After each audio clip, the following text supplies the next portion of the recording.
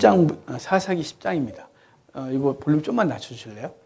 사사기 10장입니다. 오늘 10장, 11장, 12장 입다에 대한 얘기 하도록 하겠습니다. 자, 10장 보겠습니다.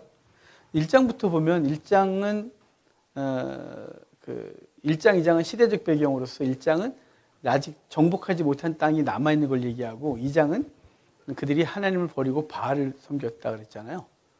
그러면서 이제 사사시대가 도래하고 3장부터 사사들이 등장하죠. 3장에 오세상, 온니엘, 에훗, 삼갈, 4장과 5장 드보라. 그래서 4장, 5장 드셔보라 그랬고요. 6장부터 9장까지가 기드온, 사사 기드온 얘기했어요. 6, 9, 기도 그랬죠. 10장부터 10장이 원래 이 돌라와 야일 선지자가 있어요. 사사가 돌라 이렇게 기억하고요. 그 다음에 입다 얘기가 시작돼요. 그래서 입다 얘기가 10장에서 시작하고 11장에 절정을 이루고 12장에서 끝나는데요. 12장엔 입의 앞, 그래서 입산, 엘론, 압돈이라는 세 명의 사사가 저 끝에 나와요. 그러니까 10장부터 12장까지가 6명의 사사가 나오는 거예요. 10장 초반에 돌라 야일이 있고 10장 초반부터 시작해서 12장 마지막까지가 입다 얘기고 12장 마지막 부분에 3명의 사사가 나와요. 입의 앞, 그래서 입산, 엘론, 압돈 3명의 사사가 나와요. 그러니까 오늘 볼 사사들은 총 6명이죠. 6명 사사 이야기를 좀 보도록 하겠습니다. 10장 1절부터 볼까요? 아말렉의 뒤를 이어 죄송해요. 아말렉이래. 아비멜렉이요. 아비멜렉의 뒤를 이어서 이사갈 사람 도도의 손자 부야의 아들 돌라가 이름이 다 재밌죠. 도도의 손자 부야의 아들 돌라 그래요. 도도가 사랑함이라는 뜻이거든요. 그러니까 사랑함이라는 이름을 갖고 있는 사람의 손자 부야의 아들 돌라 그래요. 돌라가요. 난 이스라엘 사람들이 이름 짓는 게 가끔 이상할 때가 있어요. 돌라가 벌레 그런 뜻이에요. 갈렙은 뭐였어요? 개. 또 사무엘상 1장에 한나를 분나게 했던 분인나, 구석탱이. 저 이럴 때마다 그 부모님들을 불러다가 이름을 왜 이렇게 줬냐고 따져야 되는 것 같은 느낌인데. 하여간 돌라 사사가 있어요. 근데 이스라엘을 구원하니라 그가 에브라임 산지 3일에 거주하면서 이스라엘의 사사가 된 지 23년 만에 죽음의 3일에 장사되었다. 끝. 이런 사람이 있었다. 이 정도 기억하시면 돼요. 자, 3절부터 두 번째 사사 있죠. 그 후에 길르앗 사람 야일이 일어나서, 길르앗은 요단강 동편을 길르앗이라 그래요. 길르앗 땅 많이 나오죠. 앞으로 또 입다도 길르앗이에요. 입다도 배경 이야기가 길르앗이에요. 자, 그러면 우리 지도를 좀만 더 보면 여기가 갈릴리 사해예요. 우리 이 요단강으로 들어오는 강이 4개가 있다 그랬잖아요. 이 4개 강은 그냥 기억을 좀 해놔요. 이게 야르무, 야복, 아르논,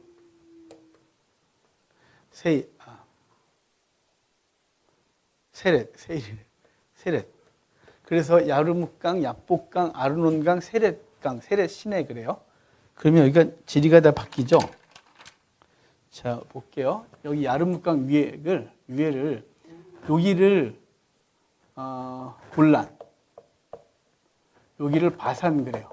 요단 갈릴리 동쪽을. 그래서 이걸 통칭해서 바산 골란 지역 그래요. 여기가 헬몬산이 이렇게 있고.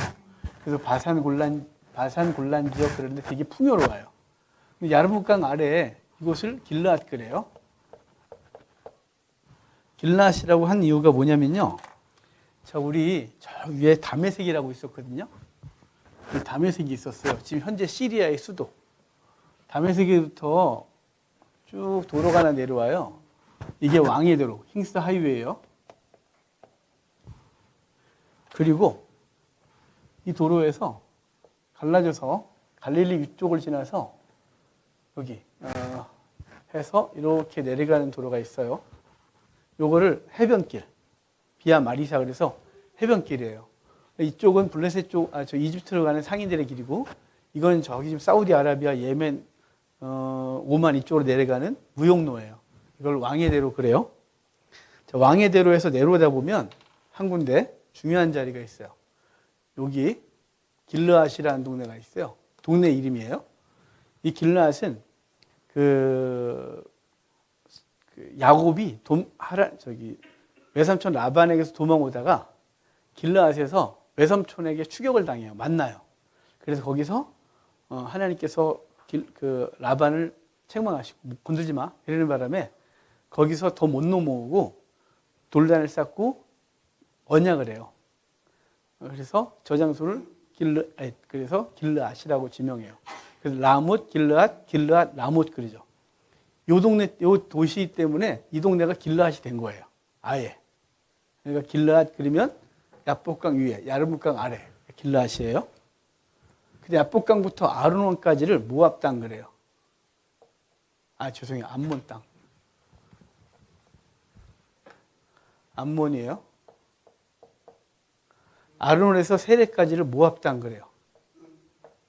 세레 시내에서 그 아래쪽, 여기 에돔 땅이라 그래요. 에돔, 모압, 암몬, 길르앗, 바산, 골란 이렇게 지리가 요단강 동편이 그렇게 되는 거예요. 지금 다 요르단이고요.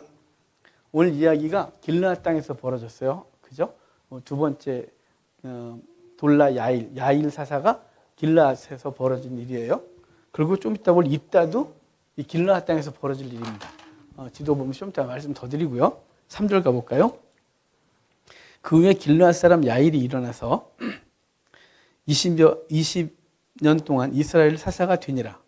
그에게 아들 30명이 있어 어린 낙이 30을 탔고 성읍 30을 가졌는데 그 성읍들은 길르앗 땅에 있고 오늘까지 하본 야일이라 부르더라.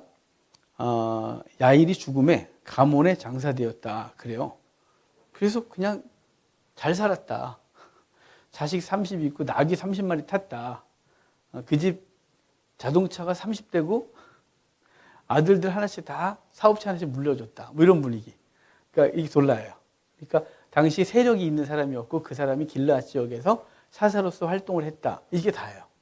자, 그 다음에 오늘 본격적으로 봐야 될 입다 얘기 볼까요? 6절에. 입다 얘기는 길어요. 사건이 많거든요. 그러니까 이걸 이제 저는 이 사사들을 대사사, 소사사 나누는 걸 저희 신학 공부할 때는 그런 얘기 들어본 적도 없거든요.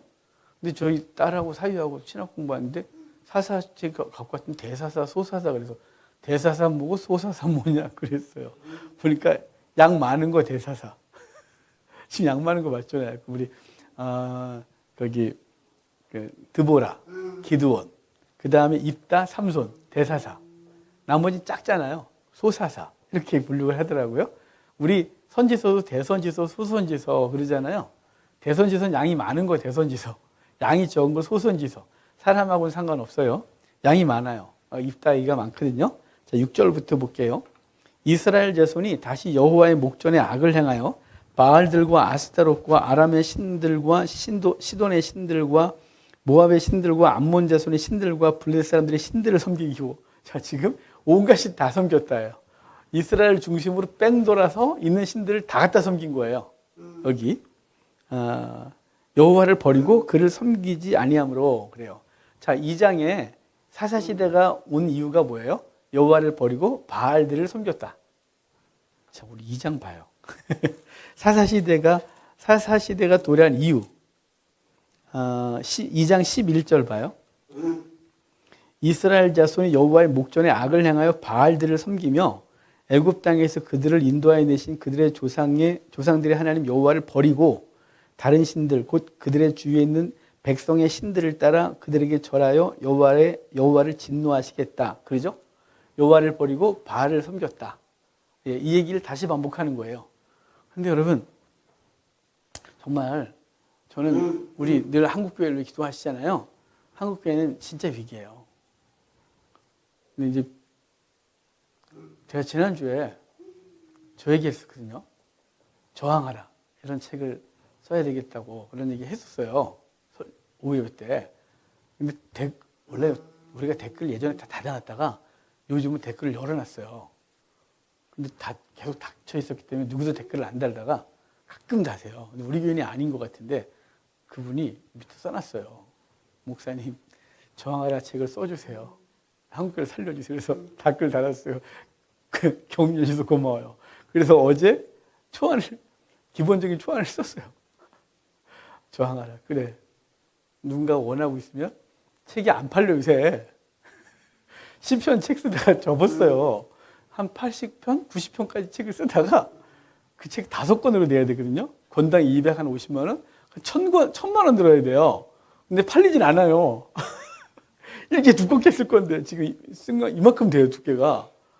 앞으로 저기까지 이만큼 되는데 이걸 5권으로 나눠서 돈 없다. 그래서 이제 쓰다가 돈 없어서 포기했어요. 그거는 아닌 것 같아서 쓰고 싶어서 쓰다가 멈추고, 그래서 이제 예전에 우리 한 20년 전에 써놨던 책이 있어요. 회복 40일. 룻과 함께하는 회복 40일을 하고 있는데 맨날 초안 넣어놓고 책을 못 내고 있었는데요. 올해 초에 낼 생각, 맨날 초에 낸다 그러다 맨날 못 내요. 내년 초에 그걸 내서 하나님 앞에서 좀 회복 운동을 하고 싶어서 하다가 맨날 현실은 돈이에요. 그거 내려면 한 400 들거든요. 그것도 출판사에 내는 거 말고 우리가 집사람이 편집장하고 황정원사가 디자이너하고 우리끼리 다 집안 다 해먹어야 돼요. 제가 출판사 사장이잖아요. 그래서 한 300 들어요. 인쇄비만. 그래서 맨날 엄두가 안 나는데 이번에 또 그 얘기를 괜히 지난주에 했다가 누구신지 모르겠어요. 오늘도 이 설교를 듣겠죠. 나중에 유튜브에 쓸 거예요. 그래서 어제 저항하라 그래서 이제 저항해야 될 것이 뭔지를 이렇게 항목을 써놓고 그다음에 이제 계속 묵상하면서 조금씩 초안을 작성하고 어느 정도 틀이 되면 그때 쓰면 되거든요. 근데 뭔 얘기하다가 여기 지금 한국교회는 우리가 이미 하나님을 버리고 주변 신에 가득 둘러싸여 있어요. 우리가. 이게 지금 성경 이야기만 보면 안 되고요. 이걸 우리에게 적용하면 여러분 진짜 우리는 주만 섬기는 것이잖아요. 교회가. 우리는 주님만 섬기지 않아요. 우리는 주님을 통해서 다른 것들을 섬기죠. 돈, 명예, 성공, 인간관계 이런 거예요. 자존심 등등. 그래서 우리가 온전히 하나님 앞에 무릎을 꿇고 하나님 앞에 서지 않아요. 그래서 부패한 거죠. 그래서 이걸 깨우치기가 너무 어려워요. 오랫동안 그게 계속 물들어 있어갖고 우리 교회 성도들이, 이 한국교회 성도들이 그 종교 생활에 쩌들어 있었기 때문에 이걸 깨어나서 우리 신앙의 본질이 무엇인지를 찾아내는 게 의외로 어렵습니다. 우리도 어렵지만 그걸 얘기를 하면 이렇게 반응이 없는 이유는요. 일단 못 알아듣는 사람도 있고 아멘인데 그래 이성적으로는 그렇지 그게 뭐 옳지 뭐 근데 여기까지 안 와요. 그럼 구체적으로 어떻게 바꿀지도 모르고 우리는 하나님을 버리고 온갖 신들에게 둘러싸여 있는 시대를 살아가고 있는 거예요. 교회에 있지만. 네. 그래서 우리가 깨어서 내가 지금 어떤 신을 섬기고 있는지를 생각해 보면 알아요. 자기가 명예인지 돈인지 성공인지 남들의 인정인지 이 신들이 너무 강해요. 그래서 여호와와 그것을 비교하고 선택해야 될 때 우리는 주님 앞에 서 있지 못하고요. 늘 그것들이 우리를 주장하죠. 그래서 예수님을 통하여 그것을 회복하고 싶은 그것을 더 얻어내는 게 우리 목적이에요. 그래서 그 신들이 우리를 꽉 붙들고 있어요. 자, 7절 볼게요. 여호와께서 이스라엘에게 진노하사 블레셋 사람들의 손과 암몬 자손의 손에 그들을 파셨다. 그의 그들이 요단강 저쪽 길라앗에 있는 아모리 족속의 땅에 있는 모든 이스라엘 자손을 쳤으므로 18해 동안 억압을 받았다. 그래요. 암몬 자손이 또 요단을 건너서 유다와 베냐민과 에브라임 족속과 싸움으로 이스라엘이 곤고가 심하였다. 자, 길라앗만, 자, 아까 암몬, 모압 등에 공격을 당했다 그랬잖아요. 근데 이 본토 쪽 애들이 얘네가 좀 고난을 당하는 건 그렇게 크게 안 다가오는 거예요. 그럼 쥐들은 괜찮잖아요. 얘네가 여기 건들고 일로 침공에 들어오는 거죠. 그때부터 곤고해지는 거예요. 그러니까 이스라엘이 자기 형제가 고난을 받는 걸 그냥 그렇게 크게 생각하지 않아요. 그러다가 자기들한테 고난이 오면 그때부터 이제 문제가 심각해지는 거죠. 그리고 길라앗 땅도 난리가 났어요. 자, 그래서 10절 보면 이스라엘 자손이 여호와께 부르짖어 이르되 우리가 우리 하나님을 버리고 바알들을 섬김을 주께 범죄하였나이다. 우리를 구원하소서 구원하소서가 14절까지예요. 예. 그러니까 고난이 와야 자기들이 무엇을 잘못했는지 아는 거예요. 여러분, 저는 한국교회가 90년대 이후 2000년대부터 꼬꾸라진 걸 한편으로는 감사해요. 진짜 감사해요. 아프지만 감사해요. 왜냐하면요. 그 상태로 계속 한국교회에 갔다. 여러분 한국교회는 본질을 완전히 놓쳤을 거예요. 그냥 교회란 이름으로 우상을 숭배하고 교회란 이름으로 세속을 추구하는 종교단체가 됐을 거예요. 이미 쩔어서. 그런데 90년대 지나고 2000년대 되면서 서서히 교회가 힘을 잃었어요. 세상이 잘 살기도 했고 개인 소득 3만 불 넘으면 종교가 쇠퇴한다는 그런 통계에 맞춰서 또 움직이고 있었지만 여러분, 종교니까 무너진 거예요. 하나님과 인격적 관계는 안 무너지죠. 여러분, 우리가 세상이 막 그래도 가족을 포기하지는 않잖아요. 근데 만약에 이게 가족이 아니라 업무 관계고 또 어떤 사회적 관계 같으면 어려우면 포기하겠죠. 하지만 관계가 가족이다. 그러면 사회가 어려워도 포기할 수 없죠. 내 새끼를 버릴 수는 없는 거죠. 그게 이제 관계예요. 인격적 관계. 한국교회가 왜 이렇게 빨리 쇠퇴했냐면 하나님과 인격적 관계를 맺은 적이 없는 거예요. 우리는 종교행위한 거예요. 그래서 종교행위는 종교가 무너질 때 같이 무너지는 거예요. 한국교회가 무너진 건 종교행위이기 때문에 그래요. 예수님을 통하여 내가 얻어내고 그냥 종교생활 잘해서 복받고 내가 신앙생활 헌금 잘해서 물질 복받고 예배 잘 드려서 우리 자식들 잘 되고 이게 얼마나 말도 안 되는 거예요. 관계가 아니고 조건적으로 항상 신앙생활 한 거죠. 그게 무너진 거 함께 무너진 거예요. 근데 무너지니까 뭘 깨달아요?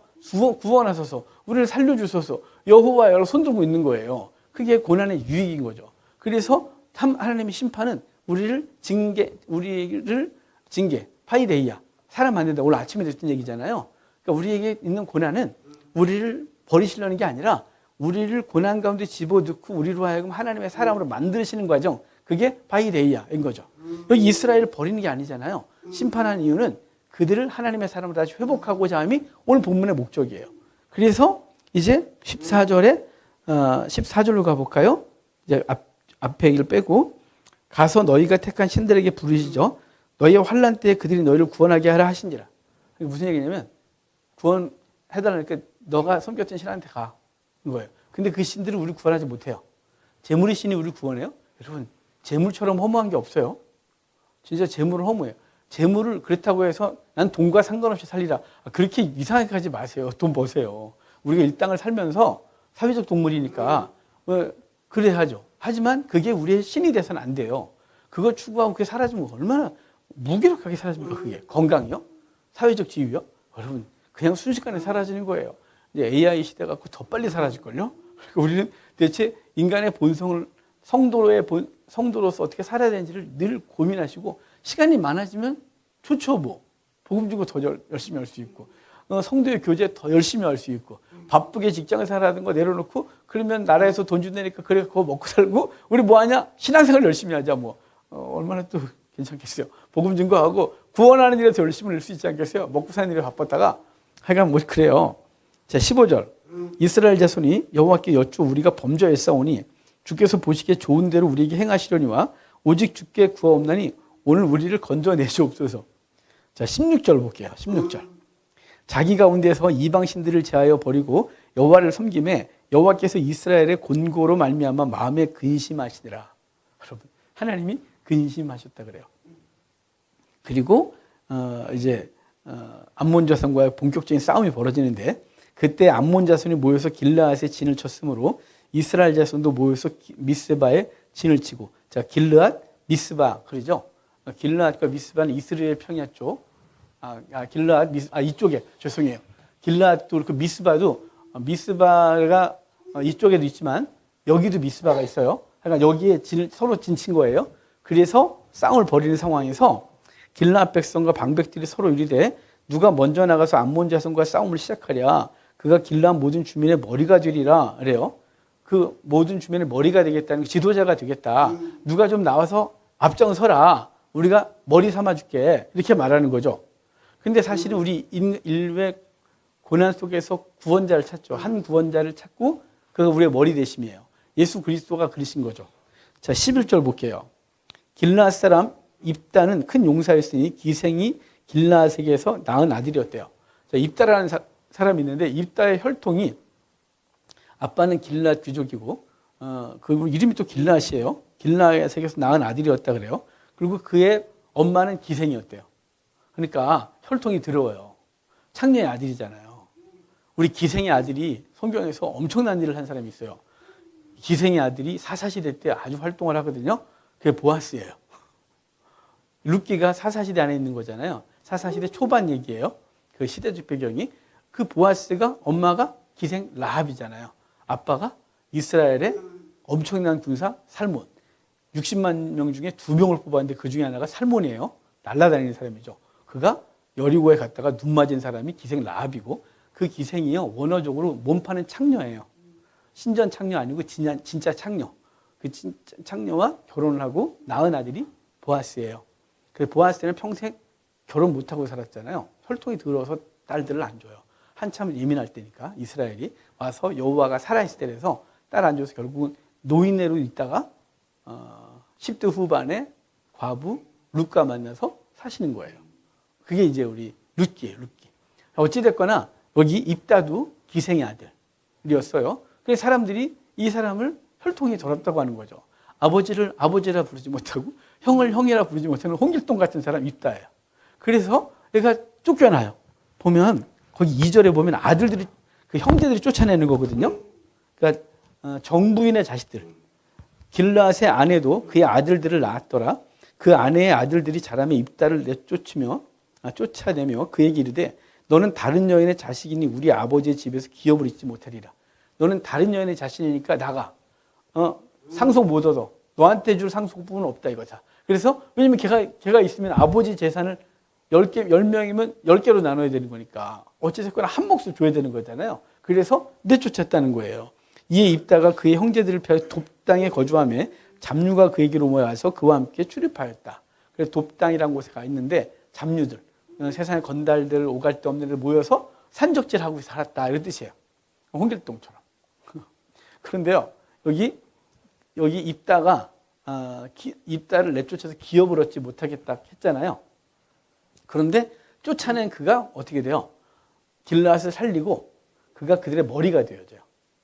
자, 성경에 있는 인물들은 누구를 예표하냐면 그리스도를 예표한다 그랬잖아요.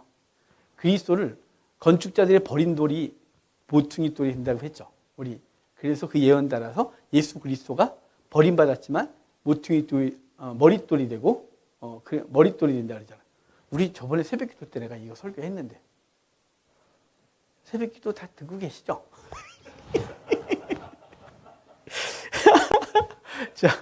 자, 모퉁이의 머릿돌이 뭐냐면요. 제가 이것 때문에 얼마나 힘들었는지 몰라요. 해석이 안 돼서. 근데 요번에 얼마 전에 이거 우리 그거 하면서 새벽기도 하면서 해석이 됐어요. 이 머릿돌이 우리가 갖고 있는 이미지 머릿돌 때문에 그래요. 여러분 머릿돌 그러면 뭐가 생각나요? 건물을 짓고 나면 건물 입구에 이렇게 준공일 몇 년 몇 월 며칠 건설회사 누구 헌납자 누구 이래갖고 해갖고 딱 붙여놓잖아요. 그걸 머릿돌 그랬거든요 우리가. 항상 그 머릿돌을 생각하는 이미지가 있어서 머릿돌? 또 모퉁이돌 그래. 모퉁이의 코너에 있는 돌? 야, 지금 어떻게 이게 가능한 얘기지? 왜냐하면 건축자들이 버린 돌이라 그랬잖아요. 여러분 건축자들이 버린 돌은요. 이게 모양이 딱딱딱 각이 져야 건물을 딱딱 쌓지 않겠어요? 근데 이 각이 잘 안 나오는 거지 얘가. 각이 안 나오니까 그냥 밀어놓은 거예요 이렇게. 버려놓은 거. 근데 건물을 다 짓고 나면 이쪽 라인 건물을 이렇게 짓다 보면 이제 이렇게 서로 맞닿는 데가 있잖아요. 그러면 그 그리스 전통 그 건축 방식에 이 돌을 이렇게 딱 붙들어 주는 돌이 있어요. 위에서. 그래서 딱 붙드는 돌, 이걸 머릿돌 이렇게 말했네요. 그러니까 그래서 에베소서 2장에 그리스도를 중심으로 이방인과 유대인들이 서로 연하여 건물이 되어지고 그러죠. 그러니까 하나님의 교회, 하나님께서 세우신 이 교회라는 영적 존재들은 이방이든 유대이든 너든 나든 쫙 있고 그걸 중간에 머리를 그걸 딱 잡아서 딱 눌러주는 돌. 그게 머릿돌 그러는 거예요. 그래서 그리스도가 우리의 머리가 되심이에요. 머리가 되심. 그래서 골로새서에 그가 교회의 머리시라 그랬잖아요. 바로 그런 상황으로 다 그 얘기를 하고 있는 거예요. 여기 한 지도자, 바로 버린 돌이었는데 그가 지도자가 되죠. 그리스도를 유대인들이 버렸어요. 이스라엘이 버린 돌이었던 거죠. 그래서 버렸는데 그가 결국은 모든 인류의 구원자가 되는 거예요. 한 구원자, 머리가 되는 거죠. 그 바로 여기 본문에 바로 이 입다가 가지고 있는 모습이에요. 기생의 아들이죠. 예수 그리스도가 그 당시 사람들에게 사생자로 불리지 않았을까요? 왜냐하면 혈통이 별로예요. 왜냐면 마리아가 약혼을 하고 배가 불러오죠. 돌 맞아야 돼 원래. 그래서 요셉도 조용히 끊고자 했다 그러잖아요. 하나님의 성령이 성령으로 잉태됐다고 두려워하지 말고 데려오라 그랬고, 마리아가 그 상황에서 그러니까 저기 예루살렘 옆에 있는 그 세례 요한의 엄마 엘리사벳에 가서 거기서 있다가 돌아오죠. 그리고 돌아오고 이제 그 과정 속에서 어떤 일이 벌어지는지 말하지 않지만 급하게 베들레헴까지 인구셨을 때 와서 거기서 아이를 낳고 데려가요. 그런데요, 이 과정 속에서 그래서 전통적으로 예수님을 그 비꼬는 사람들은 사생자라고 비꼬는 거예요. 아빠도 모르는 자식. 그리고 유대의 입장에서 보면 그건 좀 불편해진 거죠. 그리고 그가 정상적으로 요셉과 잠자리에서 결혼했다 할지라도 그들은 율법을 어겼어요. 왜냐하면 혼 전에는 약혼하고 결혼 전에는 잠자리하면 안 되는 거거든요. 부부 사이지만 실제적으로는 부부 사이예요. 정혼할 때부터. 하지만 잠자리는 절대 하면 안 돼요. 순결을 유지해야 돼요. 그런데 결혼도 하기 전에 아이를 맺잖아요. 그러니까 예수님은 태어날 때부터 그랬고, 그가 또 태어난 곳은 베들레헴, 자란 곳은 나사렛이에요. 그러니까 유대인들이 그 어떤 것도 예수님을 메시아로 받아들이기가 불편했어요. 그래서 버린 돌이 됐죠.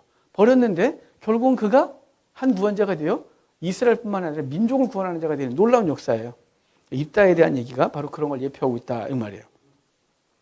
그래서 암몬이 와서 길앗을 때 길앗에게 길앗을 위협하니까 길앗 사람들이 우리를 대신하여 앞서 싸울 사람을 찾는데 용사가 없는 거예요. 그러다가 입다가 생각나는 거죠. 아, 우리 동네 출신 입다 있잖아, 걔. 쫓겨나네. 걔한테 가자. 그래서 걔한테 가죠. 그래서 11절 봅시다. 우리 이에 입다가 길앗 장로들에게 장로들과 함께 가니 여기 앞에서 우리의 머리가 되게 될 테니까 와서 도와줘라. 그래서 이제 입다가 가는 거예요. 장관을 삼은지라 입다가 미스바에서 자기의 말을 다 여호와 앞에 아뢰니라. 입다가 암몬 자손의 왕에게 사자들을 보내 이르되 내가 나와 무슨 상관이 있기에 내 땅을 치러 내게 왔느냐 그러죠. 대단하죠. 입다가 딱 장로 사람들한테 추대를 받고 나서 그래 반드시 약속 지켜라고 하고 돌아와서 싸움을 시작하는데 암몬의 왕과의 대화가 여기 연결되는데요. 이 얘기 속에서 보면 입다는 역사관이 뚜렷한 사람이에요. 입다가 바보가 아니에요. 단순히 힘만 세갖고 뭐가 힘만 쓰는 게 아니라요. 그가 이스라엘 역사를 꿰뚫고 있고, 그리고 암몬 자손의 그 땅을 달라고 하는 것이 얼마나 부당한지를 이 논리적으로 쫙 얘기를 하거든요. 그러면서 그가 말하기를 여기 12절 중반에 내 땅을 치러 왔다 그러죠. 또 13절 중반에부터 보면 야복과 요단까지 내 땅을 점령하였기 때문이니 이제 그것을 평화롭게 돌려달라 하니라 그래요. 그런데 13절에서는 암몬의 왕이 내 땅이라 그러고 12절에서는 입다가 내 땅이라 그래요. 그래서 서로의 땅을 주장하는데요. 암몬의 왕의 주장이 얼마나 허무한지를 다 얘기를 해요. 그래서 입다가 한 얘기 뭐냐면 우리가 원래 너네 안 치려고 그랬어. 우리 조상들이 올 때. 근데 너네가 대항하는 바람에 전쟁을 한 거고 그때 정당하게 뺏어서 이겼어. 그런데 왜 지금까지 가만히 있을 때 이제 와서 네 땅이라는 거야. 라고 해서 입다가 그 암몬의 왕의 논리를 무너뜨리고 정당하게 이 땅은 우리 땅이야. 라고 해서 말을 해요. 하지만 그렇다고 끝나면 안 되잖아요. 전쟁이 벌어져야 되겠죠? 자, 29절이요. 그러니까 28절까지가 그 논쟁을 한 거예요. 결국은 입다의 논리가 이기고 그는 이제 전쟁을 벌이겠죠? 29절 볼게요. 이에 여호와의 영이 입다에게 임하시니 입다가 길르앗과 므낫세를 지나서 길르앗의 미스베에 이르고 길르앗의 미스베에서부터 암몬 자손에게로 나아갈 때에 그가 여호와께 서원하여 이르되 주께서 과연 암몬 자손을 내 손에 넘겨주시면 내가 암몬 자손에게서 평안히 돌아올 때에 누구든지 내 집 문에서 나와서 나를 영접하는 그는 여호와께 돌릴 것이니 내가 그를 번제물로 드리겠나이다. 이게 문제예요. 여러분 하나님 앞에 기도를 하고 서원하는 거 좋은데 감당할 수 있는 거 하셔야 돼요. 당장 뭔가를 얻어내기 위해서 감당 못할 서원을 종종 하시거든요. 요즘은 그런 일들이 좀 적어요. 제가 뭐 성도들하고 얘기해 보면 제가 무슨 서원 기도를 했는데 어쩔까요 저쩔까요 이런 상담을 하시는 분이 별로 없어요. 하지만 옛날에 한 20년 전만 해도요 온통 서원 때문에 정신이 없었어요. 뭐 문제 있으면 서원 기도하라고 가르쳤기 때문에 목사님들이 가장 응답 빠른 기도, 서원 기도, 금식 기도. 그러니까 금식을 해도 안 되면 서원하는 거예요. 그러니까 서원이 여러분 요만한 거 서원하는 사람 없을 거 아니겠어요? 뭔가를 얻어내야 되니 목숨 걸어야죠. 그래서 뭐 집을 걸기도 하고 내가 하나님 앞에 이렇게 하겠나이다라고 하지만 이 끝나고 나면 그 정신을 차리면요, 그 자기가 지킬 소원이 무지하게 못 되거든요. 그래서 소원을 해놓고 못 지키는 것 때문에 또 뭐가 안 되면 그때 소원 안 지켜서 이래요. 또 이러고 계속 악순환의 고리에 들어가요. 함부로 하지 마요. 소원했으면 손해가 돼서 지키라 그러거든요. 그런데요, 소원한 일이 있거든요. 저한테 꼭 말씀하고 소원하세요. 제가 통제해 드릴게요. 주여, 취소입니다. 제가 이렇게 해드릴게요.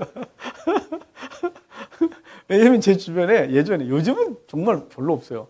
하도 소원 때문에 그 죄책감이 시달리고, 젊을 때 어떤 집회에 가서 실제 얘기예요. 그 선교사로 소원했대요. 막 그 뜨거우니까 집회에서. 돌아왔는데 정신을 차리고 나니까 자기가 선교할 생각이 없는 거예요. 그때 막 분위기가 찬양하고 그러니까 소원 이렇게 손들어 했는데 돌아오니까 정신 돌아오니까 소원 이거 이상한 거죠. 그래서 안 했어요. 여러분, 근데 살다 보면 문제가 생기잖아요. 그럼 그때마다 소원 안 지켜서 그런 것 같아요. 저한테 전화 와요. 목사님, 그 신학을 해야 되나 말은 하지 마요. 네, 그러거든요. 근데 본인이 내가 하지 말라 그래서 계속 불편한 거예요. 지금 해요? 지금 해요. 나이가 지금 50이 넘었는데 지금 이제 해요, 이제. 여러분, 귀하게 하나님 쓰셨으면 좋겠어요. 하지만 평생을 자기가 가는 길과 그 소원한 것 사이에서 계속 갈등을 하고 있는 거예요. 그래서 그 소원을 지켜서 목사가 됐을 때 목사로서의 역할과 사명을 감당해서 보람이 느껴지면 할렐루야지만, 근데 그 이후로 그 목사에서 바꾸도 사역지가 없고 할 일이 없고 아무것도 못하고 있다면 그럼 또 다른 고민이 되겠죠. 여러분, 그러니까 소원은 신중하게 하셔야 돼요. 여기 입다가 무식하게 소원해갖고 고민해요. 근데 평소에 그 딸이 안 나왔어요. 아빠가 와도 정도만 나왔지. 아빠 왔다. 그래서 끝. 뭐 게임하느라고 아무 생각 없고 막 이랬었는데, 이거 뭐 우리 딸이 나오겠어? 안 나오지. 그리고 뭐 항상 종들이 나와서 주인님 오셨습니까? 이러는 거니까 문지기가. 그러니까 그놈들 중에 한 놈 내가 바치겠습니다. 이게 거죠. 근데 여기 번제로 바치겠나이다 그러잖아요. 이거 각을 떠서 죽여야 되는 거거든요. 어찌됐거나 서원을 해요. 전쟁을 하고 와서 이기죠. 이겼는데 34절 봅시다. 이 슬픈 일을. 승리 이후에 그의 서원을 잘못한 것 때문에 재앙이 되는 사건을. 입다가 미스바에 있는 자기 집에 이를 때 보라 그 딸이 소고를 잡고 춤추며 나와서 영접하니 이는 그의 무남 동료라. 아이고, 어떻게 환장했잖아요. 그래가지고 원래 종놈이 나와야 되는데 종놈이 안 나오고 갑자기 딸이, 그러니까 평소에 아빠 왔는지 안 왔는지 보지도 않던 딸이 아빠가 전쟁에 나온 것 때문에 얼마나 그렇게 애가 기도를 많이 했겠어요. 우리 아빠 살아오게 하옵소서 이러면서. 그랬다가 이제 돌아왔으니 아빠가 이기고 돌아온다는 얘기를 듣고 얘가 너무 기쁘니까 속을 치고 춤추면서 팍 나왔는데, 이제 입다 입장에선 서운한 딸을 바쳐야 되는 거잖아요. 번제로 바치겠나이다. 가장 먼저 나오는 자를 번제로 바치겠다고 했으니까 이 서원 지켜야겠죠. 여러분, 그러면 바르지 않은 서원을 다 지켜야 되는 걸까요? 이제 또 우리 문제가 생기죠. 예전에 제가 섬겼던 목사님이 이런 말씀하셨어요. 이제 예전에는 왜 이렇게 목사 되겠다고 서운한 사람이 많았어요. 기도원 가면 맨 사명 있대. 그러니까 기도원 가는 게 무서운 거예요. 기도원 가면 사명 있어 이러면 사명 있어 가서 뭐로 들려요? 신학하라고 들리지. 사명 있어. 당신은 가정 구원 사명 있어. 당신은 직장을 구하는 사명 있어. 당신은 교사의 사명 있어. 이렇게 들려요? 사명이 있어. 사명 없는 사람이 어디 있어요? 그러니까 너 사명 있어. 하나님 앞에 기도해봐. 사명 있어. 그럼 이제 그때 우리 사명 그러면 곧바로 목사가 되니까 기도하다가 네 그러겠나이다 그래서 때려치고 신학을 오는 사람이 그렇게 많았어요. 그 예언 기도 받으러 갔다가. 그러면 잘 돼야 되잖아요. 여러분, 이게 얼마나 문제가 심각해졌냐면, 제가 아는 분은 부인이 안 믿어요. 근데 남자 혼자 믿었었는데 기도원에 기도하러 갔다가 목사님이 당신 사명 있어 그런 바람에 뭐 했을까요? 당연히 신학했죠. 그럼요. 그 다음엔요. 믿지 않는 부인이 사모가 돼야 되는데. 그래서 맨날 싸우는 거예요. 맨날 연세가 드셔서 맨날 싸워요. 개척도 못하고 목사라는 타이틀을 받았는데 맨날 싸우는 거예요. 그래서 그게 꽤 오래된 사건인데, 그분 제가 알 때까지도 개척 못 하셨어요. 싸우느라고. 여러분, 그게 무슨 사명이에요. 하나님은요, 그 사명 감당할 수 있도록 그가 갈 길을 도우세요. 그렇게 마구잡이로 시간을 안 시켜요. 그래서 제가 섬겼던 목사님이 그러셨어요. 네 맘대로 소원하지만 하나님이 받지도 않을 건데. 야, 네가 목사가 된다고 다 목사가 되게 하나님이 옳게 해? 아니, 네가 목사 주자가 안 되는데. 목사님이 하신 말씀이에요. 야, 넌 그릇도 안 돼, 이놈아. 너 그릇도 안 되는데 갑자기 네가 목사 된다 그래. 하나님이 안 받으셔. 그분이 객관적으로 너 목사 될 놈이 못돼. 이렇게 절제하셨어요. 저는 그때 신학생 때인데 그게 너무 잔인하다 그랬거든요. 근데 목사가 되고 나니까 전 그 목사님 이해가 돼요. 객관적으로 소명이 없는데 어디서 기도하다가 누가 소명이 있어 그러니까 목사님 저 사명이 있어. 저 목신학을 하려고 그러니까 목사님이 아예 절제시킨 거죠. 그거 하지 마. 네가 소원했다고 무조건 지키는 거 아니야? 하나님 앞에서 객관적으로 아니니까 넌 안 해도 돼.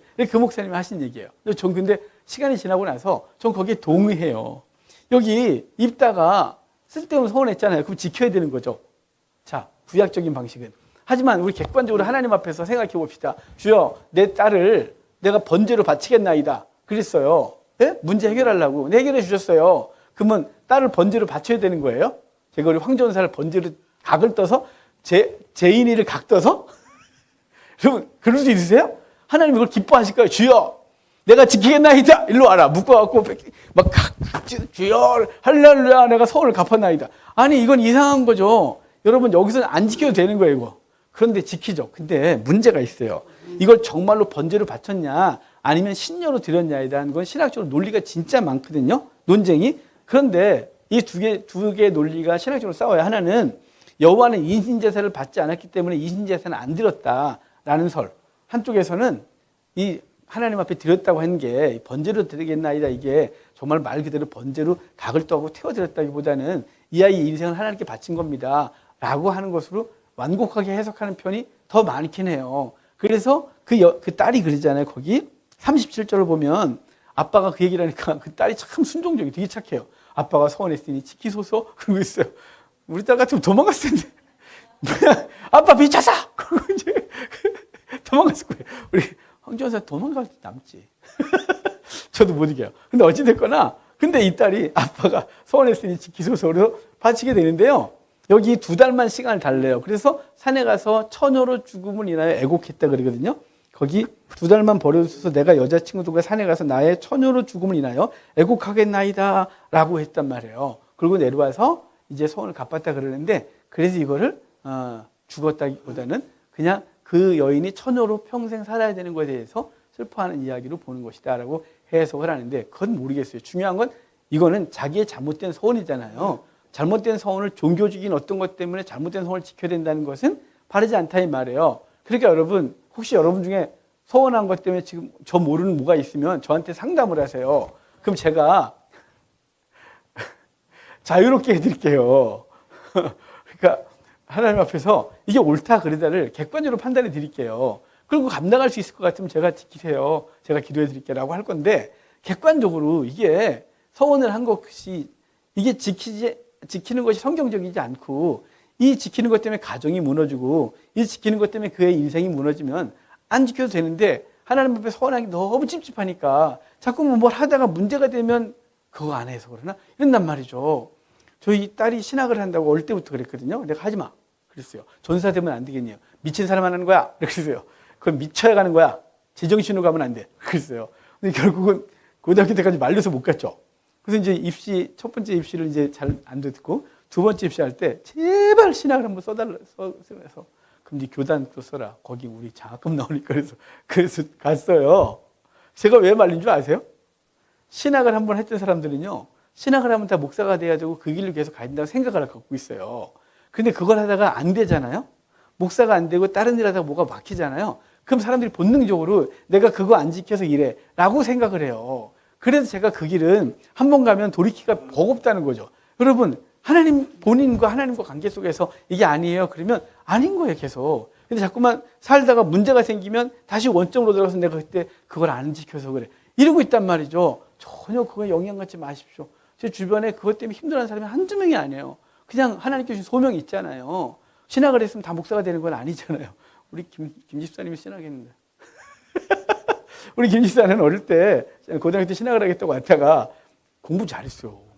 난 저 친구가 나는 신학을 계속해서 교수하라고 그랬었어요. 왜냐면 저한테 유일하게 D를 준 교수가 있거든요. 제가 학교 다닐 때 D를 받아본 적이 없어요. 그런데 저희 집사람하고 약혼 때려갖고 리포트를 쓸 때 4학년 2학기 때 책을 두 번 살 필요 없잖아요. 그래서 저 따로 읽고 집사람 따로 읽고 이제 리포트를 쓰는데 그런데 줄친 게 자꾸 보이니까 내가 친 것뿐만 아니라 같이 썼죠. 그러니까 집사람은 쓰고 나도 쓰고 딱 냈는데 둘 다 부정하게 썼다 그래서 집사님도 D, 저도 D. 그래서 이제 따지러 갔는데 목사님 미국에 가셨대요. 그래서 항의도 못하고 졸업할 때 유일하게 제 평생 학점 D가 그거 유일해요. 근데 그 교수한테 인정받은 친구 되게 까다로워요. 피도 안 나올 정도로. 근데 아까 그래서 나 교수해라. 너 유학 갔다 와서. 그런 생각을 했는데 사명이 아닙니다. 그래서 그래 그것도 괜찮다. 그랬어요. 여러분 근데 만약에 살다가 뭐가 문제가 생기면 내가 이걸 안 해서 그러나? 그러지 마요. 진짜 그럴 거 없는 거예요. 왜냐면 자기에게 주어진 사안 이게 하나님 앞에서 굉장히 귀중해요. 교회 목사만 사명이 있습니까? 평신도로 자기 사명 감당하고 우리 가정에서 하나님의 나라를 세워가고 이런 거예요. 그러니까 나는 목회자로서 공부를 해봤더니 나는 목회자로서 나는 약간 부족한 것이 있는 것 같고 나는 이거보다는 다른 걸 통해서 하나님을 섬기겠다라고 하는 통로를 여시는 거니까 혹시나 여러분 중에 서원 때문에 막 괴로워하지 마십시오. 서원을 해서 갈 수도 있으면 가시고 근데 그것 때문에 뭐가 안 된다고 해서 그것 때문에 고민하지 마십시오. 이건 말이 많아지네요. 서원 때문에 한국교회가 그것 때문에 너무 혼란스러워서 그래요. 이게 약속을 안 지키면 벌 받는다 이게 있었기 때문에 그럴 거 없어요. 우리 자녀를 키울 때 얼마나 거짓말 많이 들었어요. 이거 해주면 이렇게 할게요. 근데 지키는 거 별로 못 봤어요. 특별히 이 자식 우리 아들 너무 맨날 나한테 아빠 이거 좀 해줘. 안 돼. 그래 사주면 내가 갈게. 뭐 해주면 해줄게. 정말이지. 근데 안 해요. 제가 수도 없이 사기를 당했어요. 그럼 제가 그놈 벌 주겠어요? 그렇지 않죠. 그냥 거기까지. 그냥 그런 거죠. 너무 심각하게 생각하지 마세요. 말이 많았는데 죄송해요. 12장 갈게요. 이제 그래서 전쟁에 이겼는데 에브라임 문제. 우리 기드온 얘기할 때도 기드온이 므낫세 지파였죠. 므낫세 지파였는데 그 미디안과의 싸움에서 이기고 막 그들을 추격할 때 에브라임 쪽으로 가니까 우리 여기 므낫세에서 야복나루를 가니까 막 추격하다가 에브라임 사람들한테 에브라임 지파를 통과하고 있으니까 에브라임 사람들한테 도움을 구하고 에브라임이 전쟁에서 도와주는데 그들이 와서 그러잖아요. 기드온한테 너 전쟁 나가는데 나한테 형한테 말도 안 하고 나가? 막 그러니까 아이고 형님 왜 그러세요?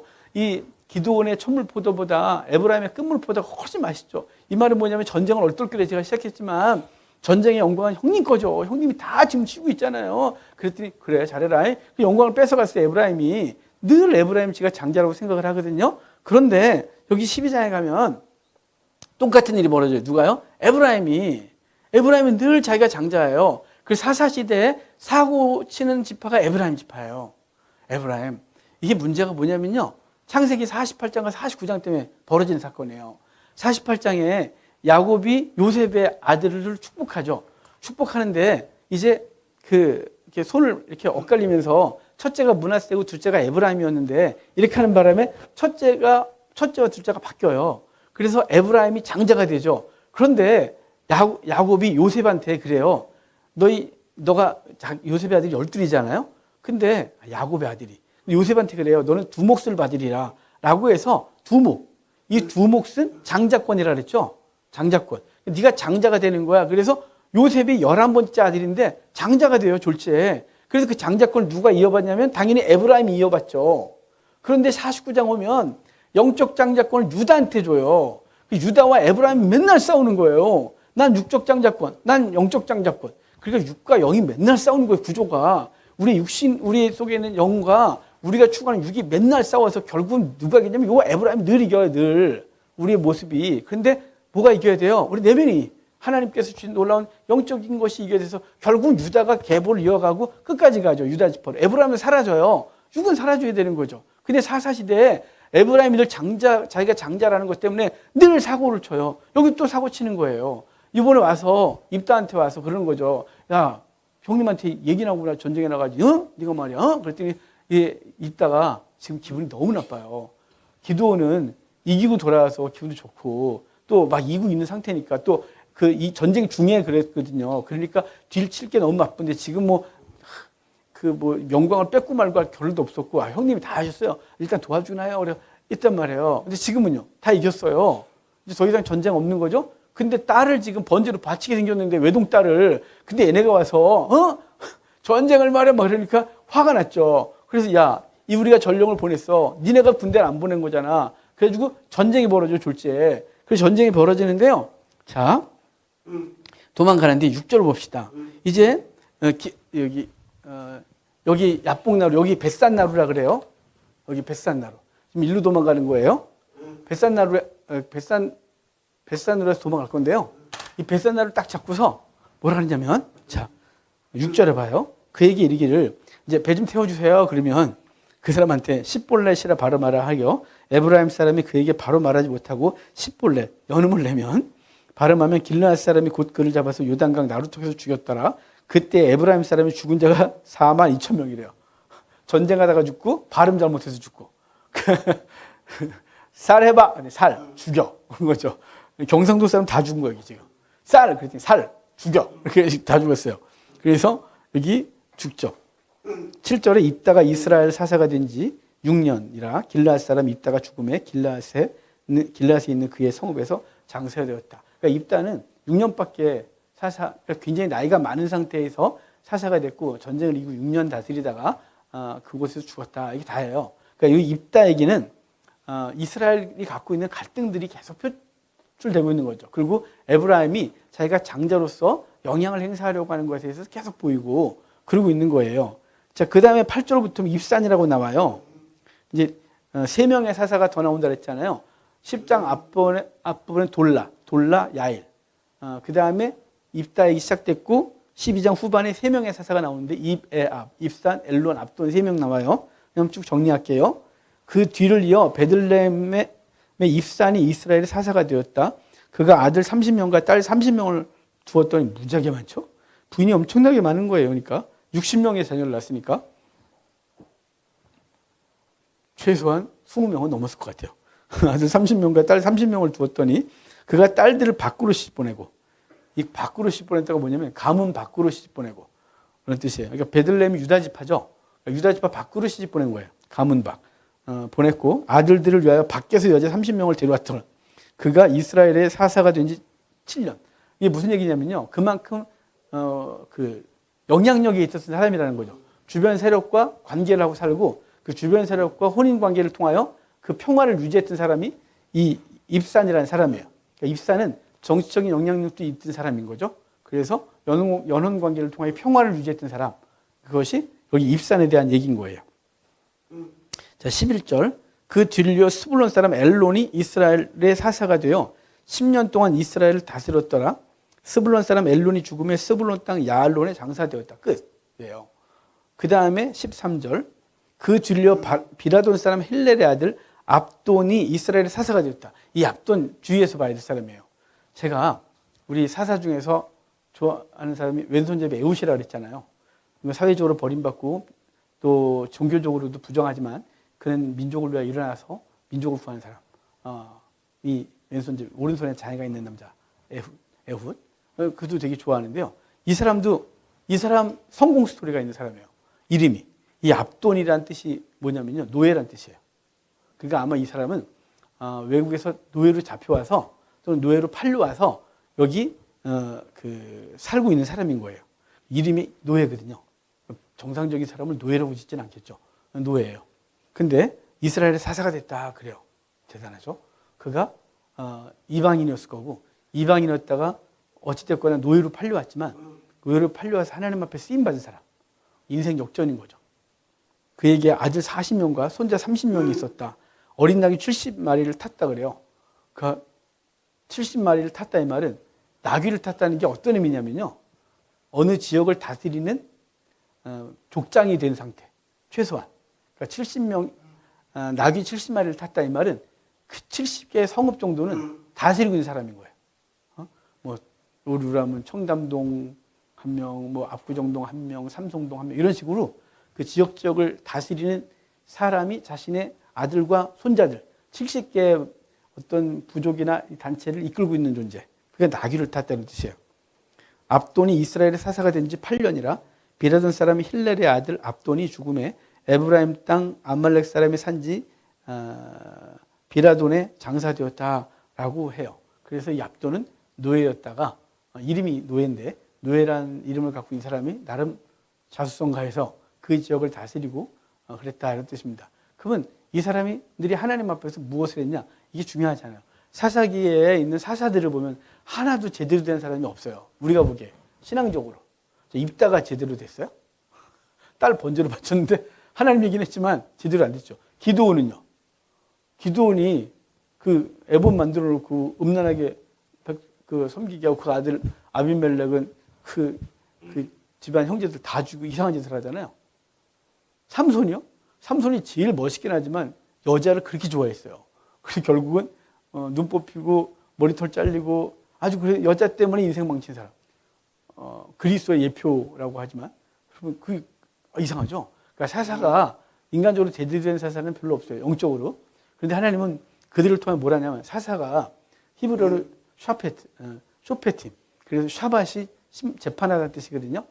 이 복수가 된 거예요. 쇼페팀. 그래서 재판하는 사람, 재판들이 그들에게 있다는 거죠. 그래서 재판관들이에요. 그래서 재판관이 되려면 당시에 그 지역의 장로나 유력한 사람이 되어야겠죠. 신앙적으로 훌륭한 사람이 아니라 그 지역에 영향력이 있는 사람, 그 영향력으로 민족을 구했던 사람, 이런 사람들을 사사 그러는 거예요. 그 속에서 그들을 통해 하나님이 어떻게 일하셨는지를 보는 거예요. 그가 신앙에 좋아서 하나님 일했다가 아니라 하나님은 그를 통해 그 민족을 구원했다는 얘기죠. 그러니까 우리는 사람에게 초점을 맞추면 그 사람이 어떤 사람이었느냐라는 것에 말하려고 그러겠죠. 근데 그 사람들이 이렇게 신앙적으로 온전하지 않단 말이에요. 그럼 온전하지 않은 사람이 어떻게 하나님의 일을 하냐라고 의문을 갖겠지만 사사시대의 사사는 하나님이 그들을 통해 일하시는 거예요. 하나님의 구원. 그러니까 하나님의 구원을 그 시대에 상식적인 선에서 영향력이 있는 사람을 통하여 그 일을 하나님의 구원이 벌어진 얘기를 하는 거죠. 그러니까 사사시대에 사사가 주인공이 아니라 사사를 통하여 일하시는 하나님의 구원을 보는 거예요. 이해가 되십니까? 그러니까 이 시대도 똑같아요. 우린 자꾸만 어떤 사람을 집중하죠. 그래서 목사가 우상화되고 목사가 무슨 절대자처럼 보여지고 그래서 목사한테 복종하고 목사 한마디면 성경보다 더 위에 있고 이 말도 안 되는 거예요, 여러분. 그 누구든지 상관이 없어요. 우리는 하나님께서 목사들을 통해 일하시는 건데 우리 목사들 또 성도들 하나님 앞에 초점을 맞춰서 바르셔야 돼요. 왜냐하면 우리가 바르지 않아도 하나님을 하십니다. 바르지 않아도 하세요. 하지만 하나님은 그 바르지 않은 사람을 버리실 거예요. 이해가 되세요? 그러니까 쓰임받고 버린 존재가 되지 마시고요. 저와 여러분들이 세상 보기에 대단하게 쓰임받지 않아도 돼요. 그게 뭐가 중요해요? 하나님 보시기 인정받아야죠. 하나님 보시기에 바르게 하는 게 진짜 중요하거든요. 우리 교회가 이제 계속 이렇게 개척을 하고 성장을 하다가 우리 교회가 2번 아팠잖아요. 아플 때 그때 하나님 앞에 심각해서 대체 뭘 어떻게 되는지. 그래서 선배들한테 배웠던 목회 방식들, 어릴 때부터 봤던 목회 방식들이 한 번에 무너지는 걸 보면서 어떻게 할지 모르겠는 거예요. 근데 하나님이 저에게 주신 감동, 그건 지금까지, 그날 감동이 지금까지 와요. 뭐냐면 사람 엉덩이 들겨주고 비유 맞추고 목회를 해도 다 무너지고 허물어진다는 거죠. 근데 사람을 기쁘게 하려다가 하나님 앞에 버림받는 생각이 번쩍 드니까 주여, 그럼 어떻게 해야 되죠? 그래서 사람한테는 버림받아도 하나님께는 버림받지 말아야 된다는 생각이 번쩍 들었어요. 그래서 하나님이 기뻐하시는 목회를 하겠습니다. 그래서 사람이 엉덩이를 두들기거나 사람이 즐거워하는 일을 하지 않겠다가 제 생각이에요. 근데 뭐 여전히 약해서 그냥 확 찔러서 말해야 되지만 둥글둥글 말하고 둥글둥글 돌려서 말하는 연약함은 있지만 중요한 건 하나님 보시기에 바르냐 그런 거 그렇지 않느냐를 고민하고 하나님 보시기에 바르다 그러면 세상에서 실패하고 사람들이 인정하지 않아도 그냥 가는 거예요. 아시겠습니까? 이번 한 주간 사사들을 보면서 야 이래도 하나님 일하셔서 괜찮아 이러면 안 돼요. 예전에 어떤 설교 들었는데 하나님이 야곱은 거짓말쟁이라고 그러지만 야곱은 그렇게 거짓말한 적이 별로 없어요. 우리 전에 창세기 공부했지만 야곱은 성실했어요. 성경 공부 열심히 했던 사람이고. 그런데 어찌됐거나 근데 그분의 해석을 그 야곱은 거짓말쟁이고 뒤통수 치고 막 그랬는데 그래도 복 줬다 기도해라 하나님 이런 말도 안 되는 소리 하면 안 돼요, 여러분. 여러분 사기치고 남들 뒤통수 치고 막 그냥 욕심을 부리는데 하나님께 기도하면 복 줘.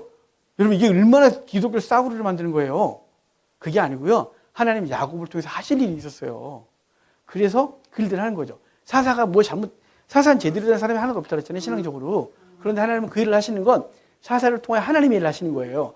도구를 하신 거죠. 그렇지만 그가 그래서 그것 때문에 그가 천국 갔다 뭐 복 받았다 이런 얘기 없죠. 그냥 그를 통해 일했다 이거예요. 여러분 하나님 앞에서 우리는 어떻게 살아야 되는지 기억하십시오.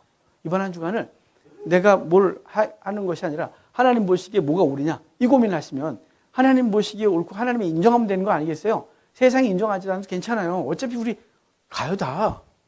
사람의 평가가 영원하지도 않아요. 맨날 내 옆에서 잘한다 그럴 것 같잖아요. 어느 날 보면 없어요.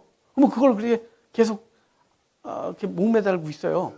저도 맨날 그거에 되게 영향을 많이 받는 사람이지만 제가 정신을 그때 하나님 앞에서 그 은혜를 받고 나선 별로 그렇게 관심이 없어요. 신경은 쓰이죠. 신경 안 쓰이는 건 거짓말이에요.